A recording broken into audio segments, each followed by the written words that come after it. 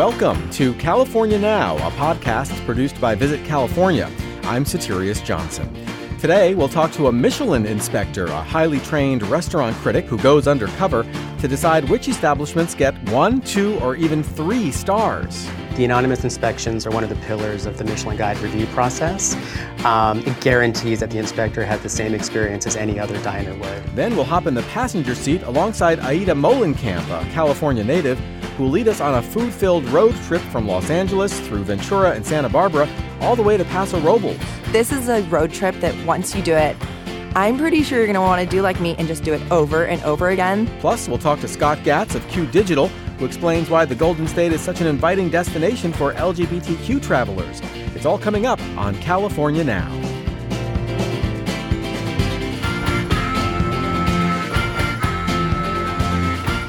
Welcome to California Now, a podcast produced by Visit California. Our never-ending mission is to introduce you to some of the amazing people and places that make the Golden State such a fascinating destination. This is the part of the podcast where I usually introduce our next guest, but I won't be doing that today, not really. That's because the man you're about to meet is a Michelin inspector, a highly qualified restaurant evaluator who needs to remain anonymous in order to do his job. This is a rare and wonderful opportunity to go behind the scenes to learn more about the Michelin star rating system, and it couldn't come at a better time because Michelin recently released its 2019 Michelin Guide California, the first ever statewide edition of the acclaimed restaurant series. 90 restaurants across the Golden State now have coveted Michelin stars, including spots in San Diego, Los Angeles, and Sacramento. We're going to refer to our guest as Mr. Inspector throughout this interview, so welcome, Mr. Inspector. Thank you very much. It's great to be speaking with you. So before we dig into the main course of our conversation today, the 2019 Michelin Guide California and the Golden State's acclaimed restaurant scene, I want to talk to you about the covert nature of your job. Your anonymity is an essential part of what you do, isn't it? It absolutely is. The anonymous inspections are one of the pillars of the Michelin Guide review process. It guarantees that the inspector has the same experience as any other diner would. We're not going in saying we're from the Michelin Guide. We're not journalists, celebrity journalists or reviewers. So we're not receiving, the best table or extra courses. We're getting treated just as any other guest who would go ahead and make a reservation and just try to experience a restaurant for a night out. I really love that. I love that somebody is looking out for me, the consumer, because, when you go to eat out, it can be expensive. And, I want to make sure that I get the full value for my money. So, what is it like being a Michelin inspector? Is it fun? It absolutely is. It's the best job I've ever had, which is why I've been doing it for almost 13 years now. So no complaints. I do have to exercise a bit, but that's it. Yeah, put on a little weight if you eat too much. How did you go about getting a job like this? Like, how did you get this job without revealing, too much? What was your background, broadly speaking, before you became an inspector? Most inspectors are selected from careers in food, wine, or hospitality. So we have chefs, we have restaurant managers, we have sommeliers, we have restaurant managers, hotel managers. So basically, it's a wide, various assortment of jobs, kind of all under the umbrella of hospitality. When you're on the clock and inspecting, do you go to these restaurants by yourself, or do you go with others, or is it a mix of the two? Most meals are done solo. The inspectors are going by themselves. That's the majority of their job. It's quite a solo job, but you have to like your own company, I suppose. But there are meals that we will go to that it's just quite odd for a solo diner to go if it's someplace that's very celebratory in nature or, a special occasion place, then we'll go ahead and pair up and have another inspector. So is there actually like a scorecard that you're filling out, or either mentally or physically? Are you like surreptitiously taking notes while you're, in the middle of your meal? How does it actually work? So there is a report that we use. The inspectors, when they're in the restaurant, they're not taking any notes. They are just taking everything in visually. And we do take photos to support our social media accounts. But in terms of notes, it's minimal. Sometimes we are faced with a tasting menu that has 24 courses or, however many number. We may jot notes down for that, but luckily, you're usually given a menu at the end of that kind of meal. But all said and done, once we do go back and we're working on the experience of the meal, we are pulling out a report that we fill out, and it's pretty comprehensive. We describe describe each menu item in pretty lengthy detail, and we give it a rating. And then that will kind of attribute to the overall score of the meal. Do you feel a lot of responsibility to like get it right when inspecting a restaurant? I would imagine you do. Absolutely. We definitely want to make sure that our first obligation to the Michelin Guide is that we're consistent with the framework that's existed for almost 100 years now. So there's deep respect in the community that we serve, and that's the chefs, the community, the staff of the restaurant owners. So yeah, it's a big responsibility, and we take that quite seriously. Now, I think most listeners know about Michelin stars, but they probably don't know what distinguishes a 3-star from a 2-star or a 1-star restaurant. So let's start at 1 and work our way up. What does a single Michelin star mean for both a restaurant and a diner? Absolutely. So a 1-star restaurant is defined as a restaurant that offers high-quality cooking, and it would be a restaurant that you would say would be worth a stop. So if you were on a journey and you had a pick of places to go, that would be a place that you'd say, you know what, that's the one I'm going to choose. That's where I'm going to stop tonight. A 2-star restaurant is excellent cuisine, worth a detour. So you're on your trip, you're on your journey, and this is a restaurant that you're actually going to pull off the road and go to because it's just exceptional. And then a 3-star restaurant is defined as offering exceptional cuisine, worth a special journey in itself. So really just even more than it's a destination. It's not even just a detour, but you are actually maybe traveling to dine at that restaurant. That's how good it is. Absolutely. And there are only just over 100 restaurants worldwide that have been awarded 3 stars. So just a fraction of the restaurants that are reviewed globally. Nikki Nakayama of Anaka earned 2 Michelin stars. So did Michael Cimarusti of Providence. Did you inspect these 2 LA restaurants? And if so, what did you think of them? I did see both restaurants. I've been an inspector for 13 years, so I was actually able to see Providence for the 2008 and 2009 Los Angeles editions, as well as more recently for the 2019 California edition. Can you give us a sense of what it's like to dine at these 2 places? Definitely. So at Providence, Michael Cimarusti is doing, really elegant seafood-based cuisine. He's using wild-caught, mostly sustainable seafood, to which he applies, a level of personality and really distinct creativity that, offers a meal that is quite special and unique. There are influences of Mediterranean and Asian cuisine. Some highlights of dishes that I had were some, lovely Santa Barbara yellowtail, dressed with some cucumber and pear and seaweed, and then unexpected touch of macadamia nuts, which was really quite nice, and then a pear and kombu consomme, which, all of those things alone may not work, but together it was really quite an ambitious and really impressive dish. So it's things like that's kind of indicative of really the creativity that's going on at Providence.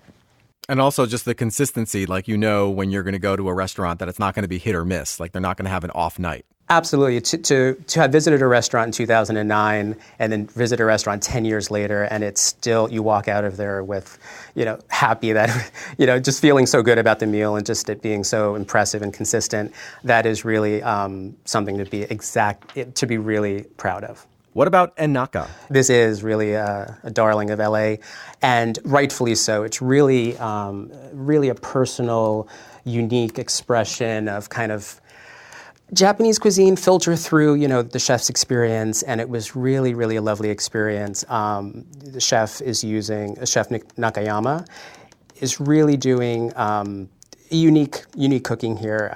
For example, some of the courses, they're kind of Japanese feeling, but very creative and unique, and highlighting local product and seasonality. So, for instance, a soup course with shiitake and chestnut dumplings had some lotus root, and it was quite simple, but very elegant and really, really impressive.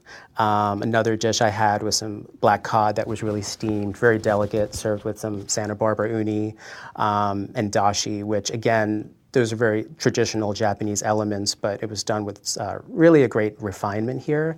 So we've talked a lot about the Michelin stars. Can you talk a little bit about the Bib Gourmand and Plates Awards as well? Absolutely.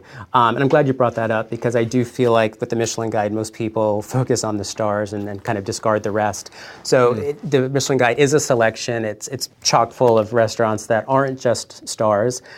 We have the plate distinction, which offers very fresh ingredients, capably prepared, a very basic good meal. And then up from that, we have the Bib Gourmand, which is good quality cooking at a good value. So this is the kind of place where, is on my own dime, would I want to go spend about $40 for a meal? These would be the places that I would look out for. And all of these awards are included in the Michelin Guide. Absolutely.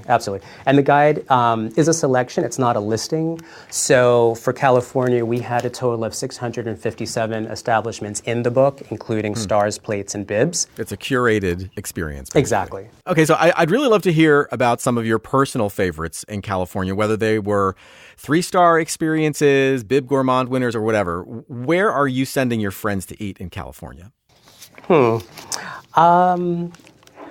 I don't have any favorites, but I can tell you that I've had some restaurants that were, really impressive experiences that I wouldn't mind talking about. How about that? Okay. It's like choosing your favorite child, right? It is. I don't have children, but I could see how that would work. Right. Okay. So let's hear about them. In LA, Cato was really a wonderful spot. The chef is 27 years old, Jonathan Yao, and he grew up in San Gabriel Valley.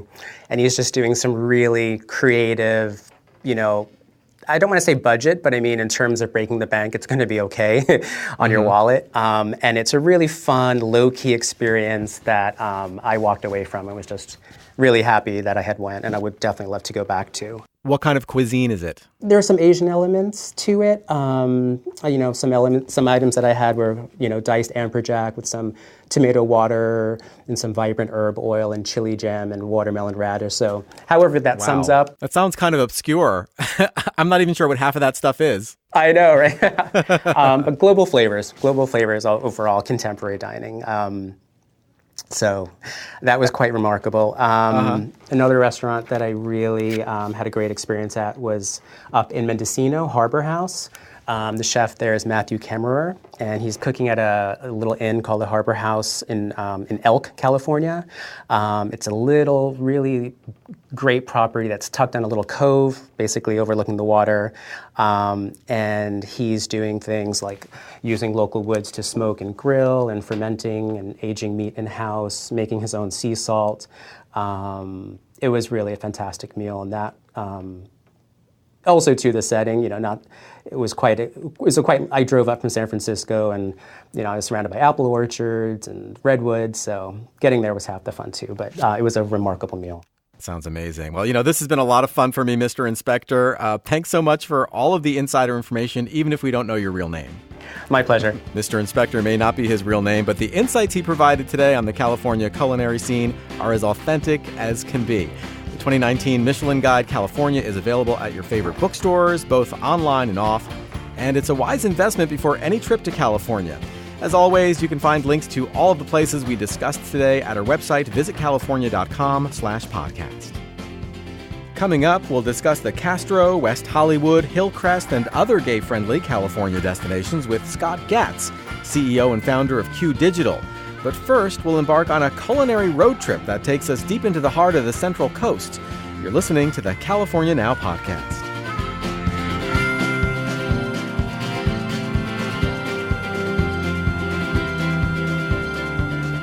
Today, we're excited to introduce a new segment to the California Now podcast. Starting now and continuing into the foreseeable future, we're going to introduce you to some of California's most insightful road trippers, people who know the Golden State's highways and byways like the back of their hands. We'll ask them to share their best-kept secrets so you can discover great places to explore while motoring around California. And today, we're pleased to welcome Aida Molenkamp, founder and editor-in-chief of Salt and Wind Travel. Welcome to California Now, Aida.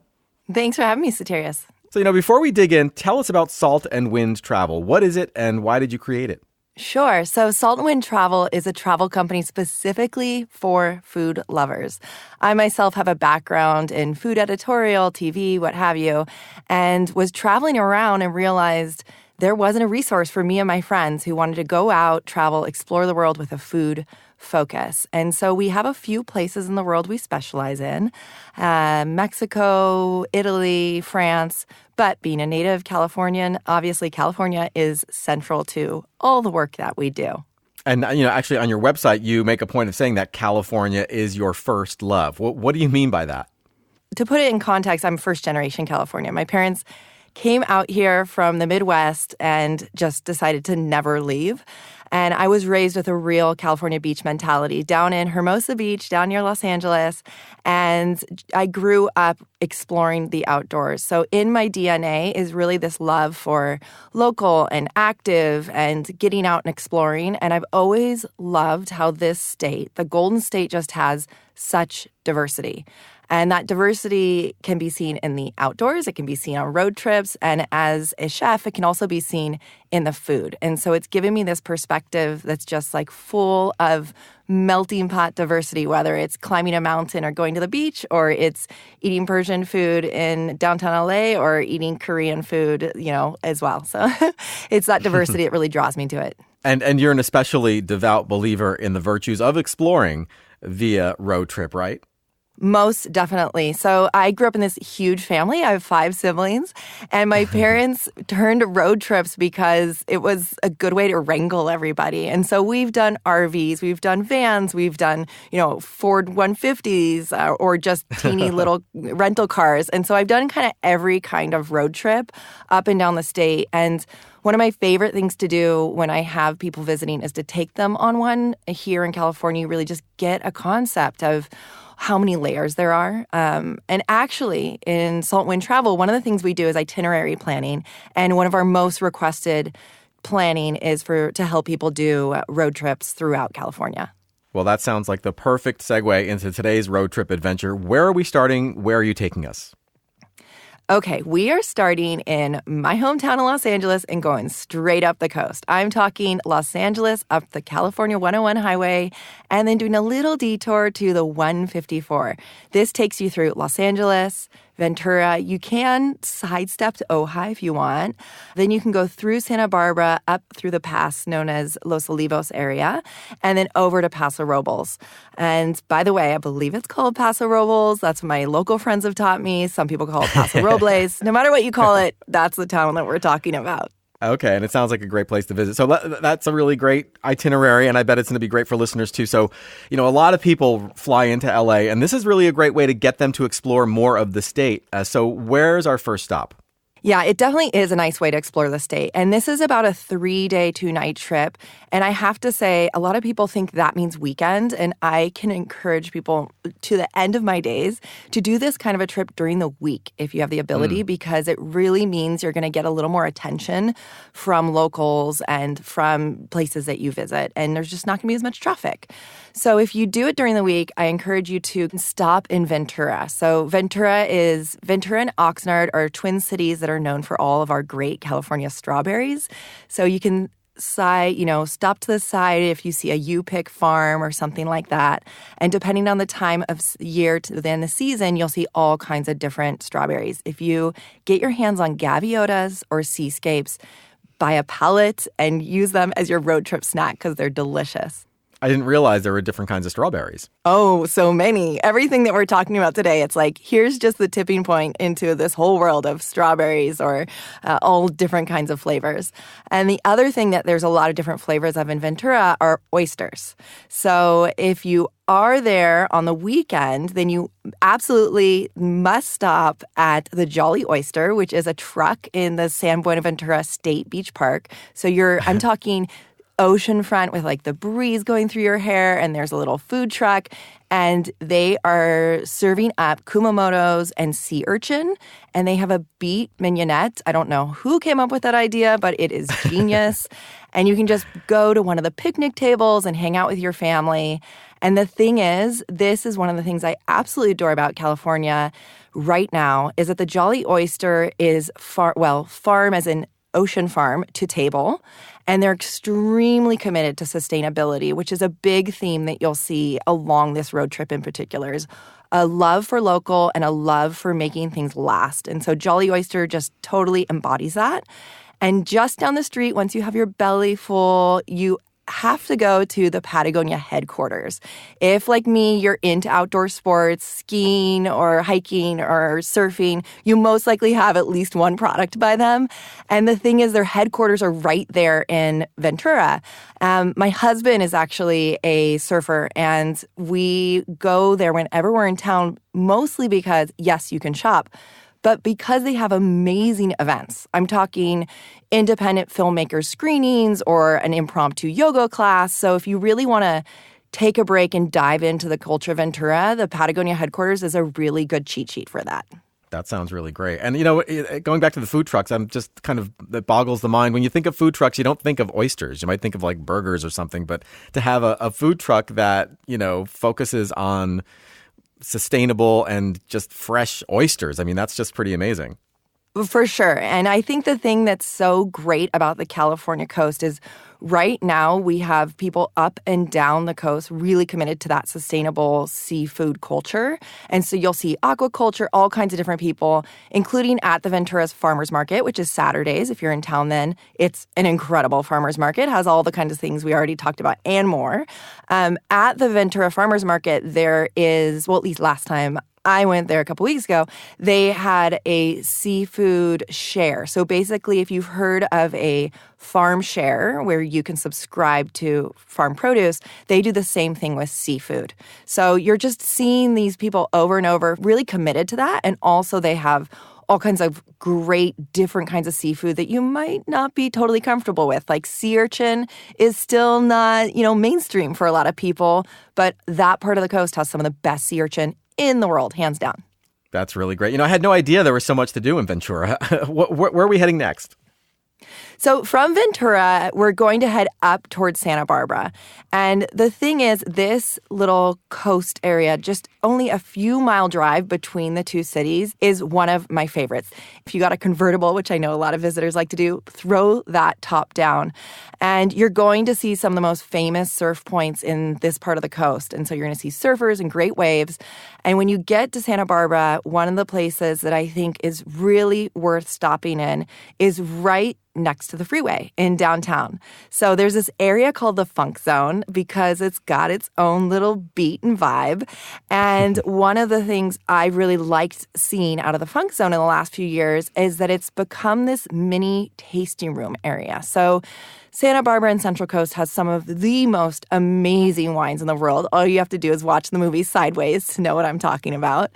And in the Funk Zone, you have some of those amazing wineries having their tasting rooms. And the place you're going to want to go first is called the Valley Project.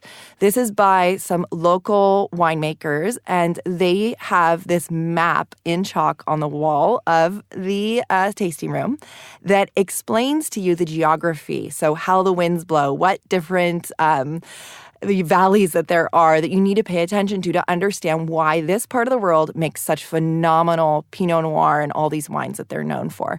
And so for a local wine 101, you're going to want to go to the Valley Project. And this is a place where you can taste the wines from different wineries, kind of like one-stop shopping. This is a place that has a few different wineries who've come together and they have their own wines to taste, but they're from all over the region. So you really get an idea of what a wine that's more coastal versus a wine that's more inland tastes like. And so you'll understand that juxtaposition. If you want a bigger variety of wines to try, then you're going to want to head over to Le Marchand. And that's just maybe a block and a half down the road from the Valley Project. This is owned by Acme Hospitality, who owns some of my favorite things in Santa Barbara. They have great restaurants, but of them all, I really love Le Marchand because they do have so many different wineries that are represented, including some European wineries. And the vibes are kind of a Euro rustic vibe. I'm talking a zinc-looking countertop and, beautiful lighting, and you walk in and you feel like Paris and Santa Barbara somehow came together in one room. Wow, it sounds like you can almost spend a couple of days at each stop on this road trip. I mean, to really appreciate all that's offered, right? Oh, definitely. I mean, this is the kind of road trip that I do, no joke, once a year minimum, and a lot of times in the spring and the fall, because the wine is in a different place, the food is different during those times of year. So this is a road trip that once you do it, I'm pretty sure you're going to want to do like me and just do it over and over again and maybe spend more time in Santa Barbara one time, maybe detour to Ojai or spend the night in Ventura. So there's endless variations on this theme. Yeah, and there's so many great places. And spontaneity is such a key part of any road trip. The fact of the matter is you can control your own destiny when exploring by car. So do you have any advice for travelers who are accustomed to like a more rigid itinerary? Really what I encourage people to do is breathe into their itineraries. So give yourself more time than you think you need. Maybe pull over at a town you've never heard of before or a stop that you've never seen. And you're going to have a richer experience. So, for example, in Santa Barbara, the pier is beautiful. Just north of the pier is Ledbetter Beach. And a lot of people just blow past it because of the way that the main streets go through Santa Barbara. But this is a beach that locals hang out at, and they surf it. They do stand-up paddle boarding. You can even do some little Hobie cat sailing right out of there. And so something like that might not happen if you're on too rigid of a schedule. I always tell people, if you're at a place where you're liking the vibes, those people probably are doing things that you're going to want to do too. So just like tap into their info and their resources. That's really great advice. Okay, where to next? Well, where to next this is the big decision you have to make. You're either going to stay on the coast on the 1, or if you're me, what you're going to do is take the 154. This is a detour that takes you slightly inland. And I think a lot of people don't think of the fact that Santa Barbara and this area has this beautiful inland area. And the 154 goes past the Stagecoach Inn, which was an actual stagecoach stop back in the day.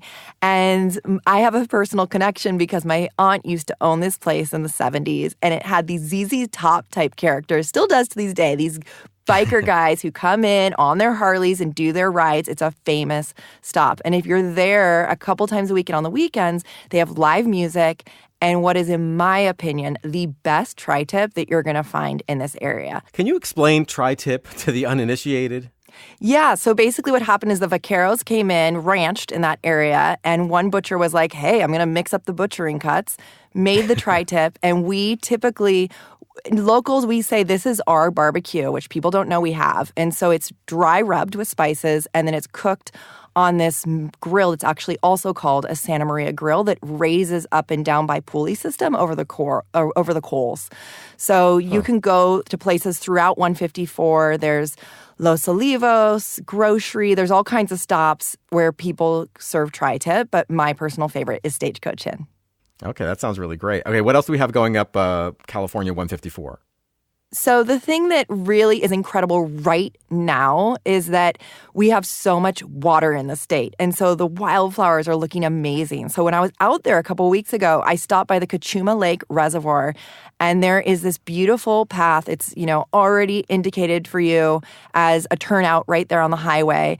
And you just pull over, and you could probably spend a half an hour here just going to one viewpoint versus another, taking photos and exploring the area. So definitely along 154, you take advantage of the turnouts that are naturally already there, that the state has put there for you, because they tend to have these phenomenal views.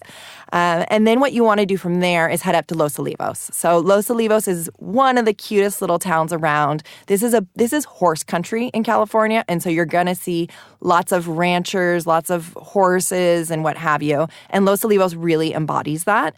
And it's also surrounded with wineries. So to get a taste of both, you're going to want to stop at Los Olivos General Store. That's kind of a one-stop shop for gourmet food, locally made products, and just awesome people. And then for tasting, if you only have time for one, have it be Stolpman, as in STOLP, Stolpman Vineyards, because they really do a lot of Rhone varietals. So that means Grenache, Syrah, Mourvedre. Those are red grapes that you're making phenomenal red wines with, and they really represent the best of that Rhone varietal type of wine in this area. So you're going to want to stop for some wine, stop at Los Olivos, and then get on your way. I have to admit that this whole part of California is a bit of a blind spot for me, but it sounds so great. I mean, I really need to put this on my to-do list, I feel. Now, our road trip adventure is going to be ending in Paso Robles, right? So what do we need to know about this last leg of the trip? what you need to know is when you take off from the 154 to Paso Robles, if you like carbs as much as I do, you have to stop in the town of Los Alamos because Bob's Well Bread is there. And this is a guy who just decided to leave LA behind and put his passion into bread and now has one of the best bakeries in this part of the state. And once you're all fueled up, you're going to drive over to Paso Robles. And Paso Robles has what a lot of this part of California has, of these beautiful plazas, these beautiful town squares. And right off their gorgeous town square is the Hotel Cheval. This is one of those boutique hotels that once you stay there, you're just going to want to go back and back again. They have these, what I call marshmallow bedding, where you kind of fall into the bedding. And they have this great wine bar downstairs. You can try a ton of local wines. But one of my favorite things is that they have a s'mores concierge. So you can sit by their open fire and get s'mores. That sounds amazing. Wow. So you can get kind of like, fancy chocolate and graham crackers, and they just bring it right to the fire for you. That's exactly right. In fact, the wine bar will then also pair that with a port or an after, a dessert wine if you want. So you can really feel just like super luxurious. And if you're looking for something that's a fuller meal than just some s'mores, Thomas Hill Organics is just, I cannot say enough good things about it. I've had brunch, lunch, dinner there. I've taken food away for picnics at wineries, and it's always been fresh, local, and just really creative. So those are my two favorite stops in Paso.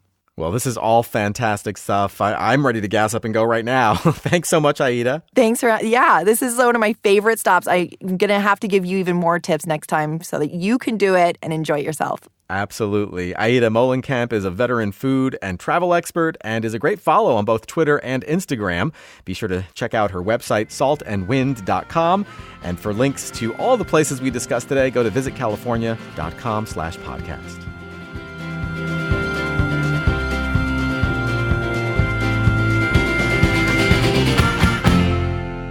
My next guest is Scott Gatz, the founder and CEO of Q Digital.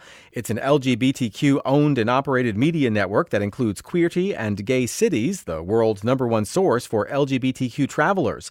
He's a media veteran, a featured speaker at conferences, and he's been interviewed by the New York Times, the Wall Street Journal, and many others.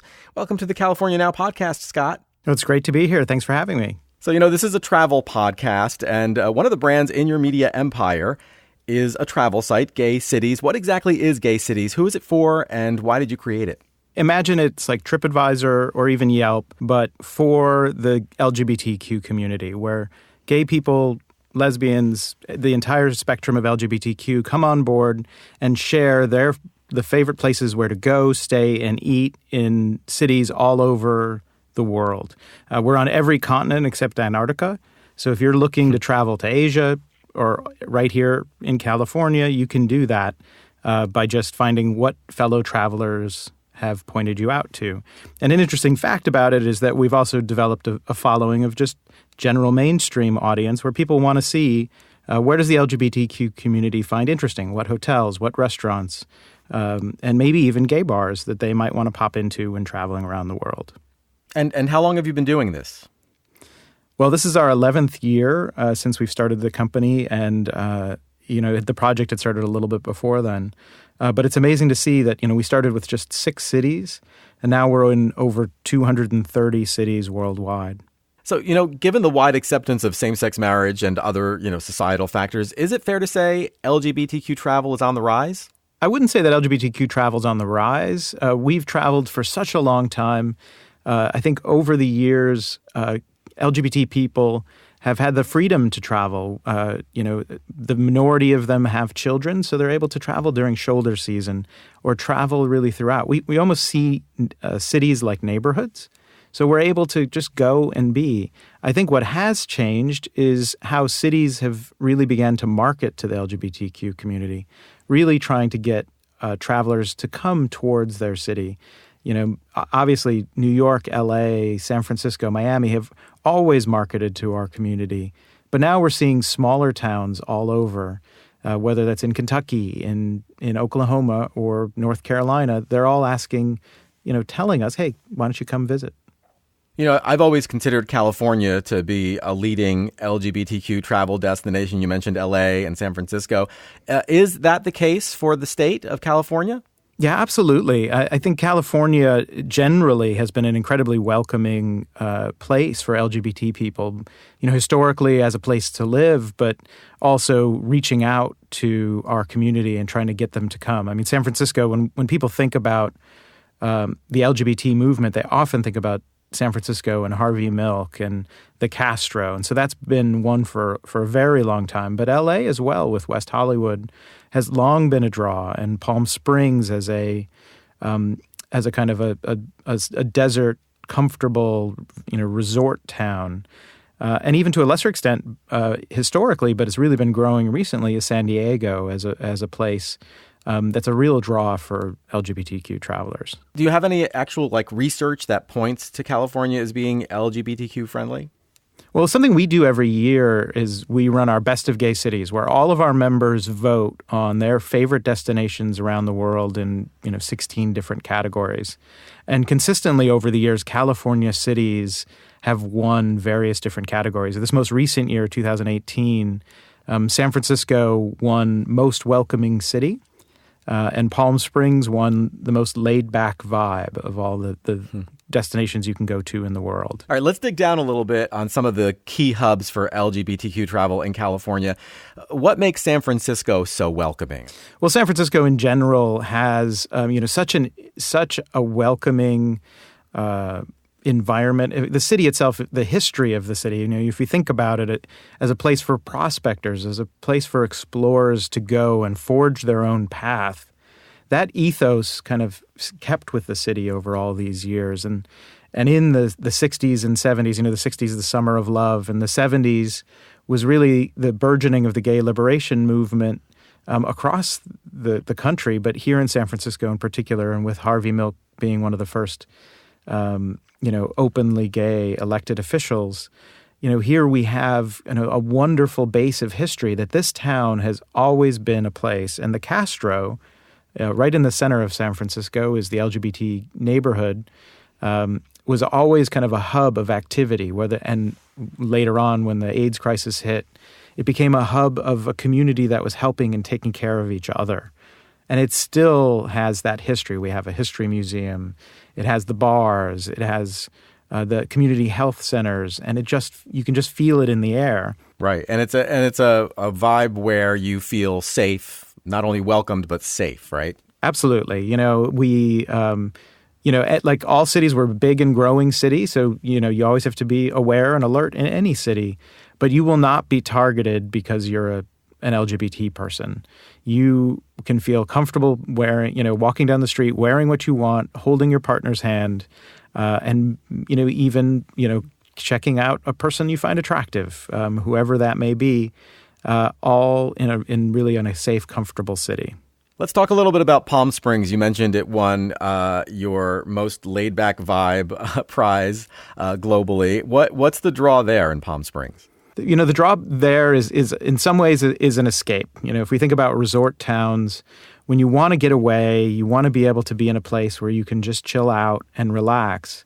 But the unique thing about Palm Springs is it's not just a beach vacation or a place where you just have to lay by the pool. There's no beach there at all. You just could lay by the pool. Right. But there's terrific restaurants. There's a gay nightlife, a really thriving, popular nightlife. So there's energy, and then there's art, and there's architecture with the mid-century modern architectures throughout that town. There's a little bit of everything there. Yeah, music festivals as well.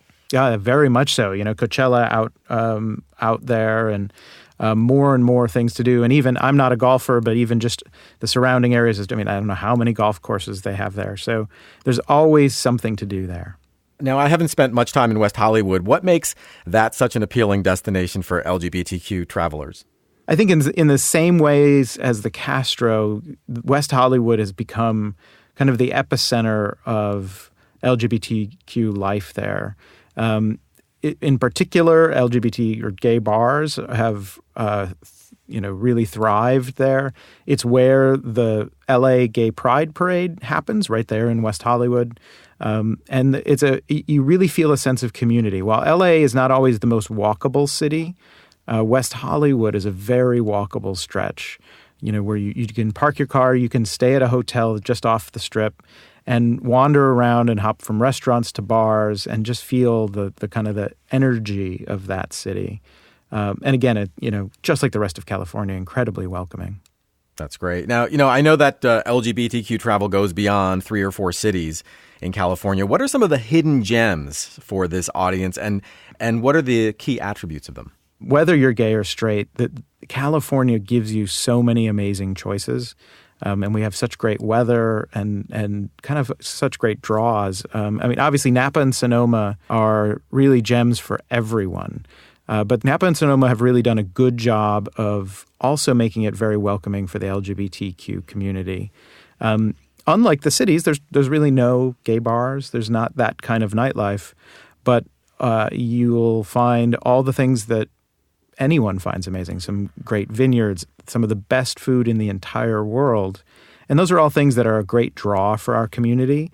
And then we do have special events. Like we have something called Gay Wine Weekend in July where hundreds of people come together and go to wineries that are either owned and operated by LGBTQ people or work there or run the place.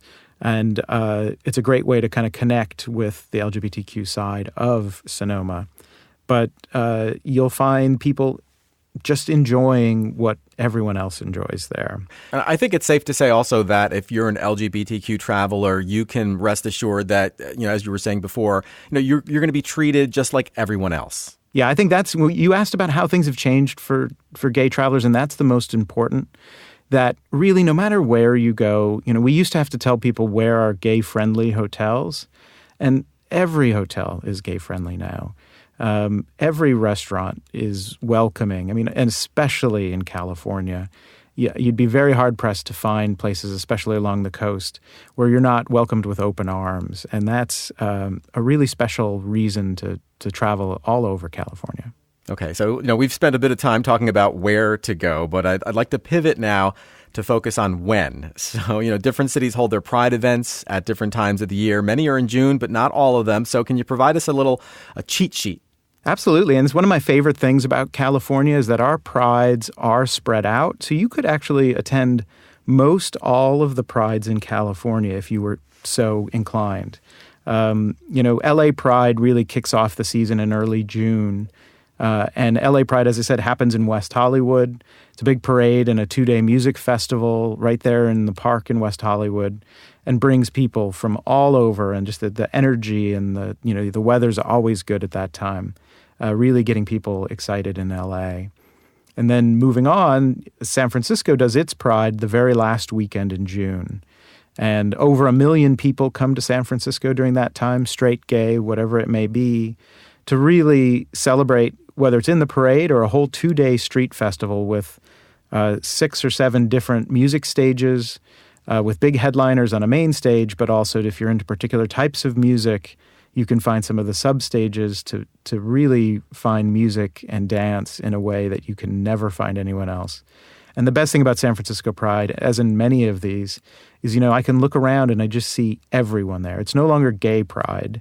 It's just pride. Come on out, enjoy, and visit. And for myself, on a personal note, I have a 10-year-old son. So I want to make sure that that I'm taking him to places that are responsible and that are open, that are family-friendly. And I've always felt that about San Francisco Pride. And in particular, there's an organization called Our Family Coalition that takes over a playground right in the middle of the festival, and it only allows kids with parents to come, and sets up activities, art activities, and face painting and things like that, and they can play in the playground right in the midst of all this music and festivity. And I think that's one of the key hallmarks that all types of people can come and enjoy this parade. Right. That's really great. It sounds like you can almost spend a better part of the year celebrating Pride in California. Absolutely. And I didn't even mention, Oakland in September, Silicon Valley is late August, Sacramento's in early June. You really could, if you were so inclined, you can just set up a map and go to all of them. Well, you have shared a wealth of information with us, Scott. Unfortunately, we're running out of time. So where should we send listeners who want more insights? Sure. So you can visit gaycities.com, obviously, to search through and we list all of our California cities, even ones that we didn't mention, like Bakersfield and Fresno. We're happy to kind of connect you to the best places to go stay and eat anywhere around California, or really anywhere around the world. That's perfect. Thanks so much for joining us, Scott. Well, thank you for having me. I appreciate it. Scott Gatz is the founder and CEO of Q Digital. He just told you where to go for more information on LGBTQ travel. For links to every single place we discussed today, be sure to visit our website, visitcalifornia.com/podcast. This is California Now.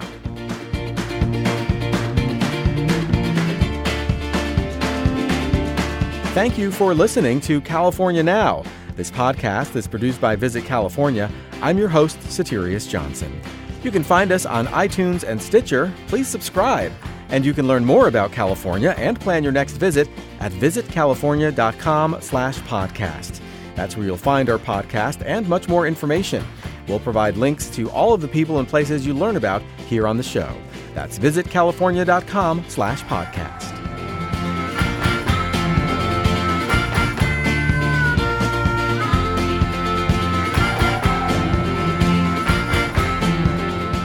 We hope you like the new road trip segment we debuted on this episode. Aida Molenkamp talked about 2 delicious types of strawberries she found in Ventura, multiple Pinot Noir options in Santa Barbara, and mouth-watering tri-tip barbecue in the Santa Maria Valley.